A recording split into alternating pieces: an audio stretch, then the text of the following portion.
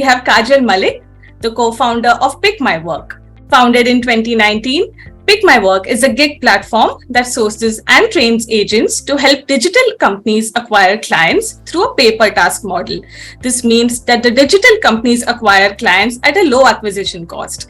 Kajal, welcome and thank you so much for taking the time out. So while the entrepreneurship ecosystem has grown by leaps and bounds, only 7 out of every 100 entrepreneur is a woman. What do you think is holding Indian women back? If I actually divide an entrepreneur's journey and the qualities that would, drill an entrepreneur down, I would actually, the three names that come to my head is, of course, an idea that you believe in. So, belief in idea is number one. Number two is the confidence to leave everything and start out, right? Come what may, I'm going to give it my all. So that's the second thing. And the third thing is persevering through the things that come with entrepreneurship.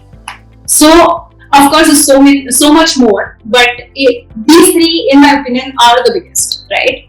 And if I talk about ideas is something that everybody gets. It's irrespective of the gender. We get it. Sometimes we keep in our head. Sometimes we talk to our friends about it. And there are people who go on and create companies out of it, right? If I talk about perseverance, what I feel is that women naturally go through the things on a monthly basis through our periods. We know that there is going to be one period during the month where we are going to be off, might have pain, might have some other problems, but we know we plan for it, we get through it, we persevere through the worst on a monthly basis. So on a basic level, I feel that perseverance is something which is there, right? Now it comes down to the confidence to start up. And that is where, in my opinion, is where we lose. The kind of language we use in the corporate, maybe we could try that. Should we do this? While a man would say, we should do this and there will be growth in the next quarter, right? So there is that missing confidence wala piece which actually begins from the time of our childhood, right? For everything we are supposed to take permission from our parents. If I have to wear short clothes, if I have to go to a party, if I have to go play outside with my friends, I have to take permission from parents. Now, very few people are lucky enough to not be in a household where the woman does not or the girl does not have to take permission.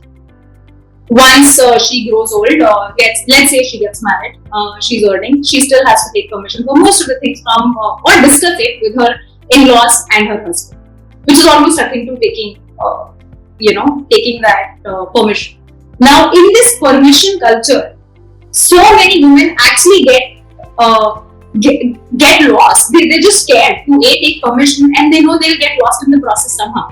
So, unfortunately, this is one thing where we are stuck in India. Very few women have the confidence to do it on their own because they know कि उन्हें आदत हो गई permission.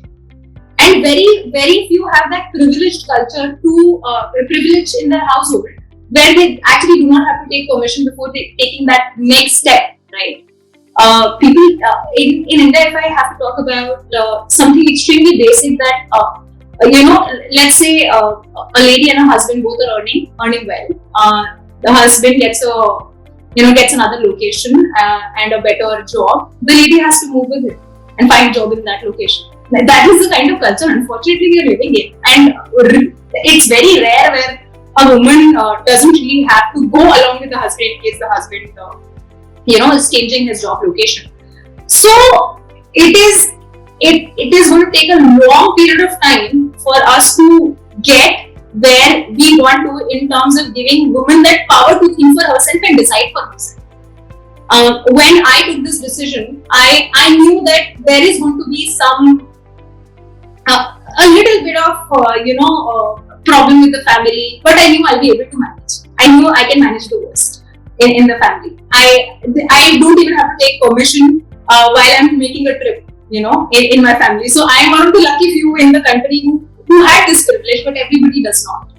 So a lot of time is going to go by where we actually reach the stage where a woman is confident enough to go do it on her own and let people know that A, I am doing this, B, you have to be okay, right?